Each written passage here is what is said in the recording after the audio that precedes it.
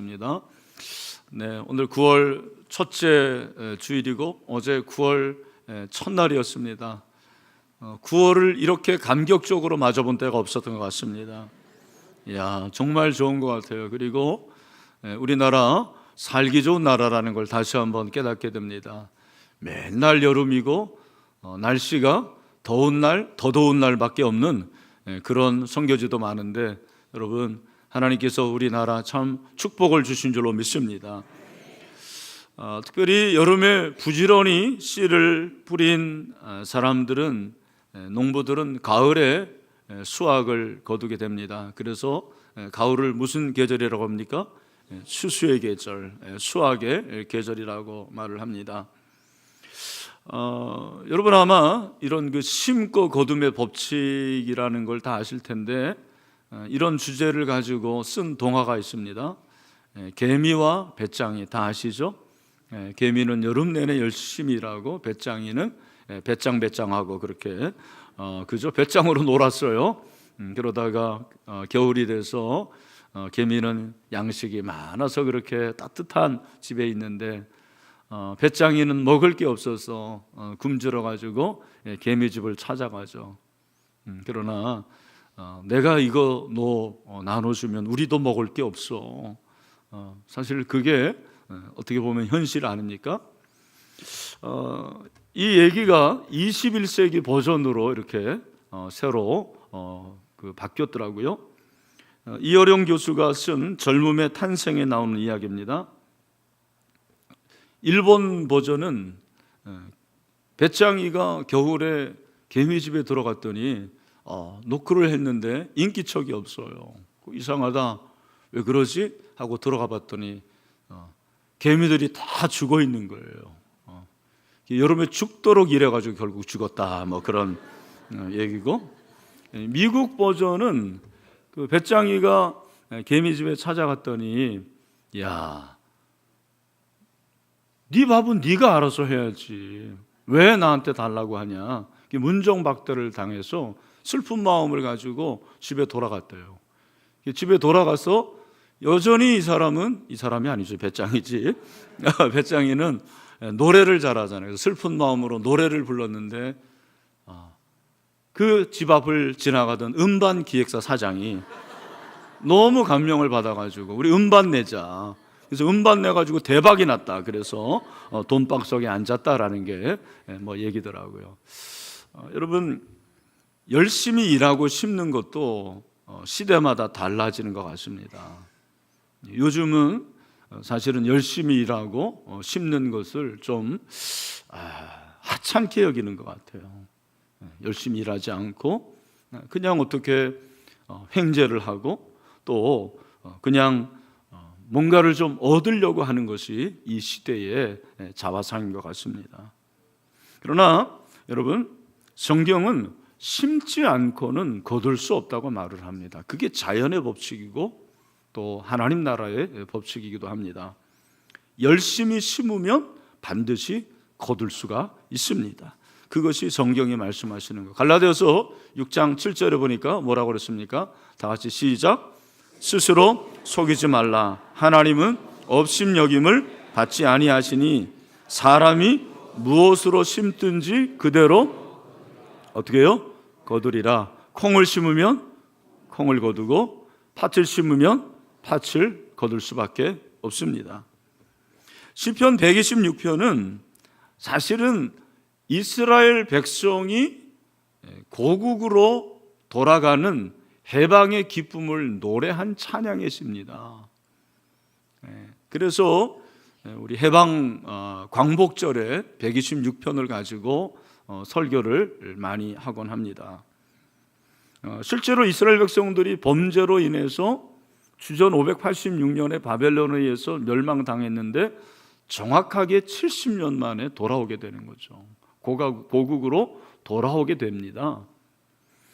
그 기쁨을 이기지 못해서 그날의 그 감격을 노래하는 거예요. 그게 1절부터 3절에 기록이 되어 있습니다. 1절, 여호와께서 시온의 포로를 돌려 보내실 때에 우리는 꿈꾸는 것 같다토다. 아마 여기 어르신들 중에서 그 8.15 광복을 진짜 경험한 분들이 있을 것입니다. 36년 동안 일제 압제하에서 우리가 참 고생하지 않았습니까? 식민지 생활을 다 청산하고 1945년에 그 8월 15일 일본의 황제가 항복을 할 때의 그 기쁨과 감격은 우리 같은 사람은 모를 거예요.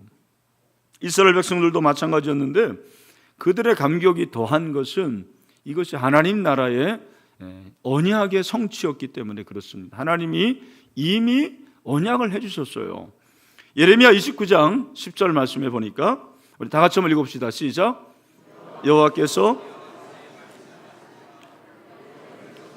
70몇 년이 차면 70몇 년이 차면 내가 너희를 나의 선한 말을 너희에게 실행하여 너희를 이곳으로 돌아오게 하리니. 아멘. 몇 년 만에 70년 만에 돌아오겠다고 했는데 그 말씀이 그대로 이루어졌습니다. 그러니 얼마나 기쁘고 감격이 됐겠습니까? 그것이 2절. 그때 우리 입에는 웃음이 가득하고 우리 혀에는 찬양이 찼었도다. 그때 문나라 가운데서 말하기를 여호와께서 그들을 위하여 큰 일을 행하셨다 하였도다. 이스라엘 백성들이 70년 만에 돌아오는 것을 보고 오히려 이방 나라 사람들이 와, 하나님이 정말 살아계시는구나, 하나님이 큰일 대사를 행하셨다고 그렇게 얘기를 합니다. 3절에 보니까 여호와께서 우리를 위하여 큰 일을 행하셨다, 또 하나님께서 큰 일을 행하셨다고 하며 우리는 기쁘도다, 그렇게 고백을 하고 있습니다. 그런데 4절을 보면 4절부터는 조금 그 내용이 바뀌는 것을 볼 수가 있습니다. 여러분, 우리 4절을 한번 읽어보도록 하겠습니다. 시작. 여호와여 우리의 포로를 남방 시내들 같이 돌려 보내소서. 여기 남방 시내, 남방은 네게부예요. 정확히 네게부인데 팔레스타인의 네게부 지역은 가장 척박한 땅, 사막이 있는 땅을 가리킵니다. 여기 사진이 나올 텐데 여러분 보시다시피 저렇게 정말 모래밖에 없어요. 풀이라고는 찾아볼 수가 없잖아요. 저렇게 척박한 땅이 남방 네게부 땅입니다. 여러분, 이 땅에 1년에 비가 2번 내려요. 그것을 이른 비와 늦은 비라고 그러잖아요. 야고보 사도가 딱 2번 내립니다. 이 2번 내리면 어떻게 변화되는 거예요? 저렇게 변화돼요. 사실은 저보다 더 푸르른 사진들이 있을 텐데, 우리 간사님이 저 사진을 골랐는데 물이 있고 그리고 초목이 우거지고 또 나무가 생기고 옥토가 되는 것이죠. 여러분, 시인이 사막과 같은 자신들의 그 운명이 이렇게 변화되기를 기대하고 있는 거예요. 완전히 하나님께서 회복시키기 것을 기대하는 마음으로 지금 이 노래를 하고 있어요. 이 시인이 자신의 나라의 회복, 완전한 회복을 어느 정도로 간절히 원하고 있습니까? 5절 6절에 보니까 뭐라고 그랬습니까? 눈물을 흘리며 씨를 뿌리는 자는 기쁨으로 거두리로다. 농부의 비유를 통해서 자신의 마음을 그렇게 고백을 하고 있습니다. 여러분, 여기서 눈물을 흘리며, 우리말 성경에는 그랬는데 언어적으로 말하면 눈물 안에, 그런 말입니다. 눈물 안에서 씨를 뿌리는 사람들은 기쁜 외침으로 거둘 것이다, 그렇게 해석을 할 수가 있어요. 여러분, 씨를 뿌리는데 왜 눈물을 흡니까? 농사를 지어본 사람만 알아요. 저처럼 이렇게 농사를 한 번도 지어보지 않은 사람들은 농사가 얼마나 힘든 걸 잘 모르는데, 농사 지어본 분들의 얘기를 들어보니까 정말 세상에 힘든 게 농사라고 그러더라고요. 여러분 가운데 지어본 분들 있으시죠? 네. 얼마나 힘든지 몰라요. 여러분, 쌀 한 톨이 저와 여러분의 입에 이렇게 들어오려면 농부의 손이 88번 닿아야 된다고 그러잖아요. 이렇게 수많은 수고와 그리고 땀을 흘려야 되는 거죠. 그 수고를 통해서 가을의 수확을 기대하는 것이 바로 이 농부의 마음 아닙니까? 그렇게 이 시인은 자신의 나라가 완전히 회복이 되기를 간절히 기대를 하고 있습니다. 6절에 울며 씨를 뿌리러 나가는 자는 반드시 기쁨으로 그 곡식단을 가지고 돌아오리로다. 눈물을 흘리고 그리고 울며 씨를 뿌리러 나간다고 그랬어요. 그렇게 가만히 있는 게 아니고 농사는 지어야 되는 거예요. 씨를 뿌리러 나가야 됩니다. 물을 줘야 됩니다. 그것이 농사예요. 그러면은 언젠가는 열매를 거두고 추수할 날이 있을 것이라고 그렇게 말하면서 우리나라도 완전한 회복이 있으면 좋겠다라고 기대를 하고 있는 것입니다. 저는 오늘 이 시인이 노래 한 씨 뿌리는 것을 복음 전도에 한번 적용을 해보려고 합니다. 여러분, 농부가 씨를 뿌리면 언젠가는 열매를 거두게 돼 있는 거예요. 복음 전도도 마찬가지입니다. 여러분, 내가 전도를 잘하느냐 못하느냐는 두 번째 문제고, 중요한 것은 우리는 복음의 씨를 가지고 나가야 되는 거죠. 여기 농부가 누굽니까? 바로 성도를 가리킵니다. 성도가 농부입니다. 씨를 뿌린다. 이 씨가 무엇입니까? 씨가 복음을 가리킵니다. 여러분, 참 신기한 것은 성도들이 복음을 전해야 되는데 복음이 뭔지를 제대로 몰라요. 아마 우리 새가족들이 성경을 제일 먼저 읽을 때 신약을 읽으면 마태복음, 마가복음, 누가복음, 요한복음이 나오는데 왜 복음이 나오는지, 이게 복음인지 복음인지 헷갈리는 분들이 있을 거예요. 여러분, 복음이 무엇입니까? 복음이라는 것은 여러분이 아시는 대로 복복자의 소리음, 복된 소식이죠. 영어로 말하면 굿뉴스입니다. 성경은 기쁜 소식이 있다고 말합니다.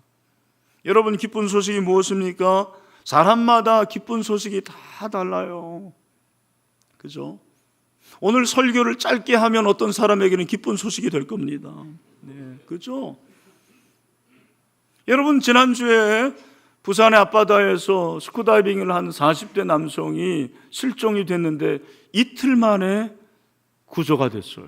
제가 생각해 봤어요. 이야, 얼마나 그게 큰 기쁨이었을까. 특별히 그 남성의 아내나 그리고 자녀들에게는 구조된 것이 엄청나게 큰 기쁨의 소식이었을 것입니다. 여러분, 복음, 기쁨의 소식이 사람마다 다 다른 거예요. 그런데 이 복음 중에 복음이 많은데 최고의 복음이 무엇입니까? 이 최고의 복음이 바로 예수 그리스도를 통해서 우리에게 주시는 복음인 줄로 믿습니다. 그래서 이 복음이라는 것이 헬라어로 유앙겔리온인데 이 단어가 신약에서 113번 사용이 되었습니다. 복음이 중요한 것은 복음의 내용이에요. 복음의 내용이 참 중요합니다. 여러분, 복음의 내용이 무엇입니까? 여러분들이 전도하기 전에 내가 복음을 확실히 알아야 돼요. 의외로 교회 안에 여러분, 복음을 얘기하면 듣지 않으려는 사람들이 참 많아요. 정말 제가 그거는 매년 그리고 경험하는 거예요. 여러분, 그냥 좋은 얘기하고 뭐 예수 믿으면 잘 살고 그리고 재미난 얘기하면은 무슨 리더십 얘기하고 하면 잘 듣는데 복음 얘기하면 사람들이 안 들어요. 참 신기합니다. 믿지 않는 사람은 더 복음을 듣지 않으려고 그러죠. 제가 늘 말하잖아요. 믿지 않는 사람도 싫어하고 믿는 사람도 싫어하는 게 복음 전도라고. 여러분들이 이번에 세문축제를 할 때 먼저 여러분들이 복음을 통해서 인생이 변화되기를 주님의 이름으로 축원합니다. 내가 변화돼야 되죠. 내가 터닝포인트가 돼야 되는 거죠. 복음이 무엇입니까? 복음은 구원받았다는 것을 선포하는 것이 복음이에요. 내가 구원을 받았습니다. 무엇으로부터 구원받은 것, 그것이 복음입니다. 그렇다면 내가 무엇으로부터 구원받은 것이 복음입니까? 저와 여러분이 하나님의 진노로부터 구원받은 것, 그것이 복음 중에 복음인 줄로 믿습니다. 하나님의 진노로부터 우리가 구원을 받은 거죠. 우리는 다 하나님의 진노로 인해서 죽을 수밖에 없는 자들입니다. 멸망길로 가는 자들이죠. 그런데 하나님께서 그의 아들 예수 그리스도를 이 땅에 보내심으로 우리가 구원을 받게 되었죠.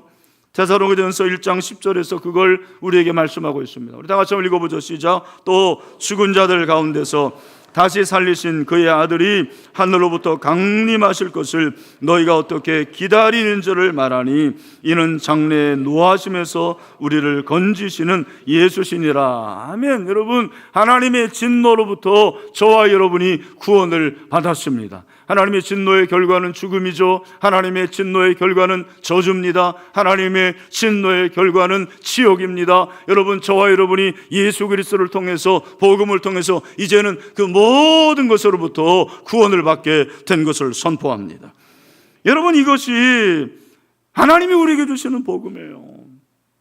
인간은 죄로 인해서 하나님과 관계가 단절되었고, 하나님과의 관계가 단절된 인간에게 온 것이 무엇입니까? 고통과 질병과 가난과 그리고 자연재해 그리고 노화와 결국에는 죽음이 찾아오게 되었습니다. 그런데 그 가운데서 예수 그리스도께서 우리 가운데 찾아오셨습니다. 그가 저와 여러분이 짊어져야 될 일 모든 것들을 다 짊어지셨습니다. 십자가에서 저와 여러분을 위해서 피 흘려 죽으시죠. 그 십자가에서 피 흘려 죽으신 예수 그리스도는 3일 만에 부활하셨습니다.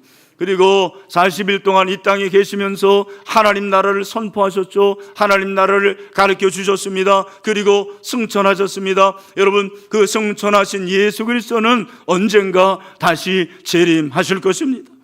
이것을 믿는 게 복음이에요. 여러분, 이 복음이 믿어지는 역사가 있게 되기를 축원합니다.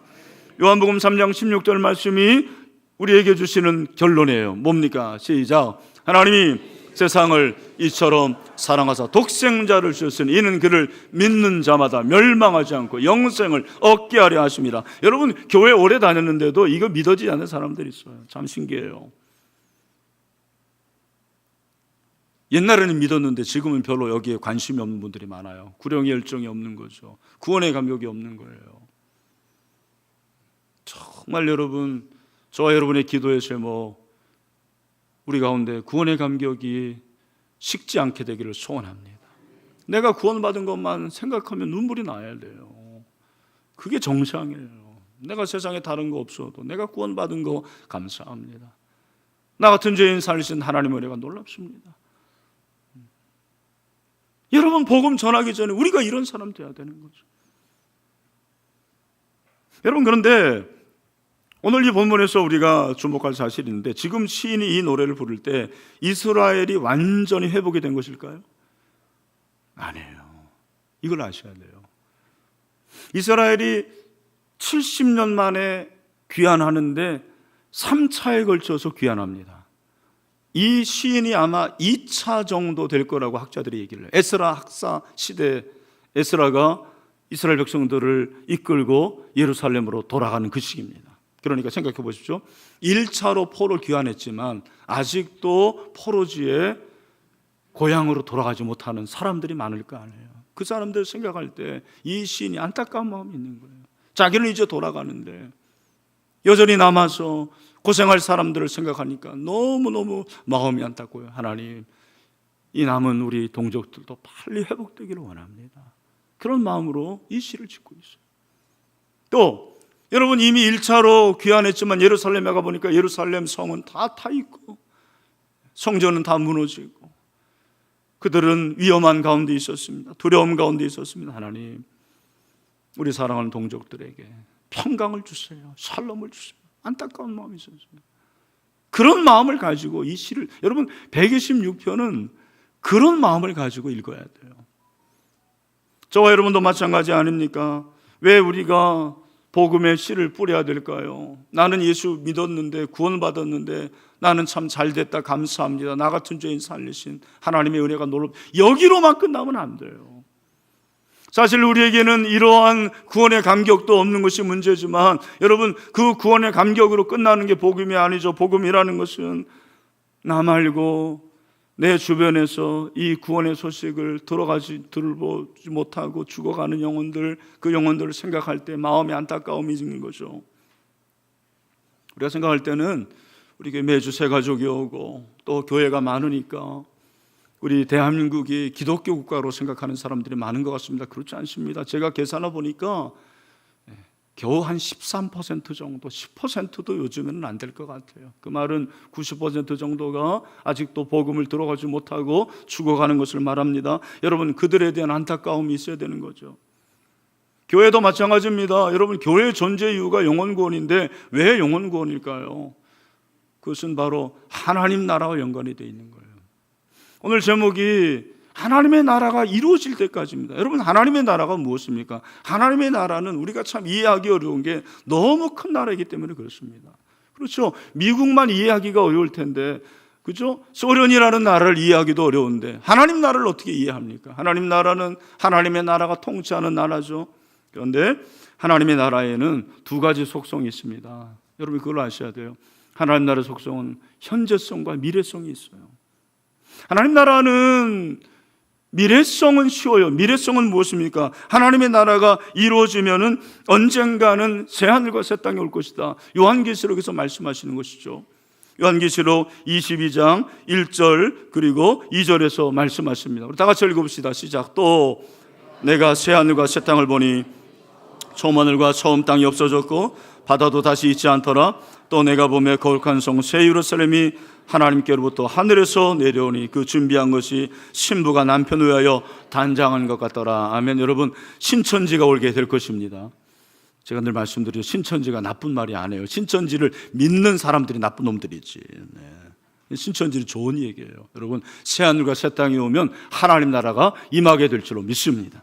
그게 하나님 나라의 미래성이에요. 그런데 하나님 나라의 현재성이라는 것은 무엇이냐면 하나님이 이곳에 계시는 것을 내가 느낄 수 있는 것이 하나님 나라 현재성입니다.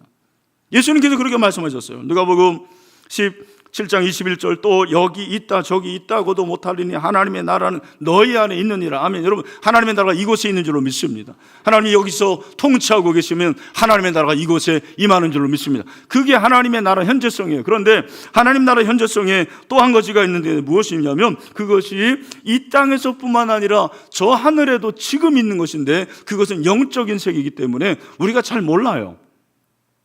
요한복음 18장 36절에 예수께서 대답하시되 내 나라는 이 세상에 속한 것이 아니라 만일 내 나라가 이 세상에 속한 것이었더라면 내 종들이 싸워 나로 유대인들에게 넘겨지지 않게 하였으리라. 이제 내 나라는 여기에 속한 것이 아니라. 여러분, 하나님의 나라는 사실 이 땅 가운데서 속할 수가 없는 나라예요. 그 하나님의 나라가 얼마나 크고 광대하고 위대한 나라인데 여러분, 한갓 이 세상 나라에 갇힐 수가 있습니까? 여러분 잘 기억하십시오. 이 하나님 나라의 현재성, 그 하나님 나라가 너무 크지만 너무 위대하고 광대하지만 하나님의 나라가 이런 나라다라는 것을 보여주기 위해서 하나님께서 우리에게 주신 공동체가 있습니다. 그게 뭐예요? 그게 바로 가정과 교회예요. 가정을 통해서 천국이 저런 곳이구나 하는 걸 알아야 돼요. 여러분, 가정이 천국이 되기를 주님의 이름으로 축원합니다. 여러분, 먼저 가정을 천국으로 만드세요.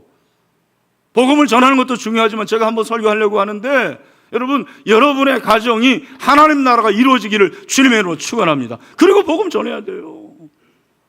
여러분, 교회가 먼저 하나님 나라가 돼야 되는 거죠. 우리 주변에 신일교회 주변의 사람들이 저 신일교회 보니까 천국이구나 저기가. 신일교회 다니는 사람들, 그 성도들 얼굴 보니까 정말 천국이 있는 것 같구나. 저 사람들 얼굴 보니까 지옥 같네. 그러면 안 되는 거죠. 여러분, 오늘날 한국교회가 이런 부분에서 참 질타를 받아야 되는 거죠. 한국교회가 천국을 보여줘야 되는데 서로 싸우고, 얼마나 안타까운지 모르겠습니다. 그런 의미에서 한국교회가 가야 할 방향이 바로 저는 하나님 나라로 생각해요. 그래서 교회에게 맡겨주신 사명이 무엇이냐면 너희들 복음 전파를 통해서 하나님 나라가 어떤 것인지를 가르쳐주라는 거예요. 복음 전파를 통해서 하나님 나라가 어떤 것인 것을 너희들이 가르쳐줘야 된다는 것입니다. 여러분, 이 세상은 축제를 어떻게 생각하실지 모르겠습니다. 저희 교회는 벌써 16년째 하고 있는데 이 세상 축제는요, 그냥 태신자들 정해서 모시고 오고 10월 28일, 29일 날 예수 믿고 구원받게 하는 것, 그것이 최종 목적은 아니에요. 물론 일차적인 목적이 될 수 있을 거예요. 여러분 잘 들으십시오. 중요한 것은 무엇입니까? 몇 명이 오고 몇 명이 결신하는 것도 중요하지만 여러분, 그 당일날 하나님의 나라가 이곳에 임하게 되기를 간절히 소원합니다. 아멘. 하나님의 나라가 이 땅에 임하는 거예요. 그날 하나님의 나라가 이 땅에 임해서 매였던 자들이 돌아오고 자유하지 못한 자들이 자유하고 예수 안에서 새로운 인생을 살아가는 그 신천지를 경험하는 현장이 되기를 주님의 이름으로 축원합니다. 교회가 그 일 해야 돼요, 여러분. 우리 교회가 이렇게 예배하고 제자 훈련 받고 봉사하고 하는 것, 그것으로 끝내서는 안 돼요. 내가 예수 믿고 구원받고 감사한 것, 그것이 전부가 돼서는 안 됩니다. 여러분, 우리가 받은 이 복음의 은혜를 나눠주고 흩어지는 교회가 되어야 될 줄로 믿습니다. 따라합시다. 교회는 흩어져야 된다. 여러분, 흩어지시길 바랍니다. 네, 흩어져야 돼요. 복음을 전해야 돼요. 자꾸 교회가 교회를 낳아야 돼요. 혹시 여러분 리디머 교회라는 뉴욕에 있는 교회를 들어봤을 것입니다.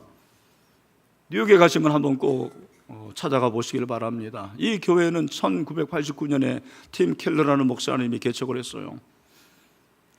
여러분, 뉴욕은 사실은 전 세계의 집합소입니다. 미국이 아니라고 얘기도 해요. 왜? 온 인종들이 다 있으니까. 그러나 그 뉴욕은 여러분이 아시는 대로 월가의 중심이고 금융의 중심, 방송의 중심, 패션의 중심, 그리고 세속적이고 그리고 현대적이고 가장 인간적인 도시입니다. 그런데 팀 켈러가 지금부터 30년 전에 그 뉴욕 한복판에서 교회를 개척하기로 결심합니다. 이런 일이 참 어려운 일이에요, 사실. 그런데 이 팀 켈러가 교회를 개척할 때 세 가지 캐치프레이를 들었습니다. 세 가지 주제. 그것이 무엇이냐면 복음, 도시, 운동이에요. 우리는 복음을 전하겠다. 뉴욕의 그 지식인들, 뉴욕의 그 종교에 대해서 냉소적이고 회의적인 그 젊은이들에게 우리는 복음으로 승부하겠다. 그리고 그 현장이 도시다. 운동이 돼야 되겠다. 그래서 이 교회는 건물을 짓지 않습니다. 제가 한번 찾아가 봤는데 뉴욕에 구세군 건물이 있는데 그 구세군 건물에 2층, 3층을 빌려 쓰고 있었습니다. 많은 젊은이들이 그곳에 모여서 예배를 드리고 있었습니다. 그리고 이 교회는 운동을 통해 가지고 복음을 증거하는데 개척을 계속해서 지금 전 세계에 300개의 교회를 개척했습니다. 놀라운 것은 여러분, 30년 전에 개척할 때 뉴욕의 신자율이 얼마였는지 아십니까? 기독교 신자율이 고작 0.5%였어요. 30년이 지난 지금 뉴욕의 신자율이 몇 퍼센트가 된지 아십니까? 4.5%가 되는 거예요. 물론 이 한 교회 때문에 그런 건 아니라고 생각해요. 중요한 것은 운동이죠, 운동. 이 교회 영향을 받아서 많은 교회들이 복음으로 승부하고 실제로 변화가 일어나는 그 동성애자들이요, 뉴욕은 반 이상이 동성애자라고 보면 된다고 그러대요. 그들이 이 교회에 와서 복음을 전하는데 자기들이 동성애자라는 것을 회개하는 거예요. 그리고 하나님의 온전한 사람으로 바뀌게 되는 거예요. 그 젊은이들이 냉소적인 생각들이 바뀌고 정말 하나님이 필요하구나, 예수 그리스도가 필요하구나, 복음이 필요하는 것을 그들이 경험하게 되고 변화가 일어나는 거예요.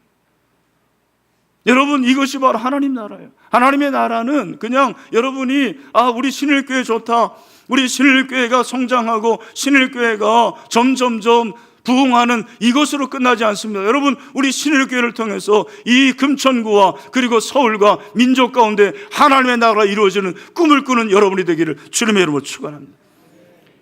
여러분이 그냥 대신자 작성하고 복음을 전하기 위해서 만나고 기도하는 것이 어쩌면 아무것도 아닌 것이 될 수가 있어요. 그렇죠? 하나님의 나라에 비하면 그건 아무것도 아니죠. 마치 점처럼 보이지도 않는 것. 여러분, 우주가 얼마나 큰데 그 하나님 나라에서 우리가 그거 했다고 해서 하나님이 눈 하나 깜짝하시겠습니까? 그게 아니에요, 여러분.